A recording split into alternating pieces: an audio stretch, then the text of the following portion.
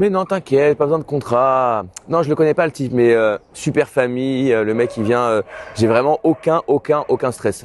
Attends une seconde, je te rappelle. Ah, vous êtes là. Alors dans le Talmud, on nous raconte une histoire assez rigolote. Il y avait un rave qui a un invité chez lui. Et il prend cet invité, il lui sert des bons plats, il lui fait des honneurs, il dit c'est quelqu'un d'important, on va le recevoir bien. Il va dans un endroit où dormir, qui est en hauteur d'une sorte de mezzanine. Et qu'est-ce qu'il va faire? La nuit, il va retirer l'échelle pour descendre la mezzanine. Il se trouve que cet invité n'était pas quelqu'un de si honorable que ça. Et il a dit, une fois que tout le monde dort, il a voulu descendre de la mezzanine pour aller voler la maison et partir. Sauf que, qu'est-ce qui s'est passé? Il n'y avait pas d'échelle, il est tombé.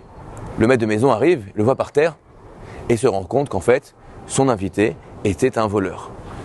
Les élèves lui disent, mais c'est comme ça qu'on se comporte avec un invité, vous l'avez tellement bien accueilli hier, comme si c'était un roi, quelqu'un de très respectable, et maintenant, vous avez peur qu'il vous vole? Et là, il a dit une chose, Kabdeu vechashdeu. Lorsque je vois quelqu'un que je ne connais pas, d'un côté, on ne doit pas voir le mal. A priori, c'est quelqu'un de bien.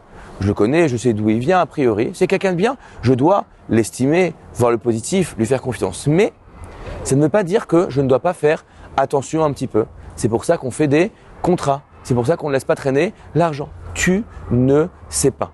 Je veux dire, non, c'est sûr qu'il est très bien, mais on ne sait jamais. Kabdeu vechashdeu. Je ne dois pas avoir un regard négatif sur lui, mais je dois quand même pas lui ouvrir toutes les clés du coffre parce qu'on ne sait jamais. Et moi, je vous dis à la semaine prochaine.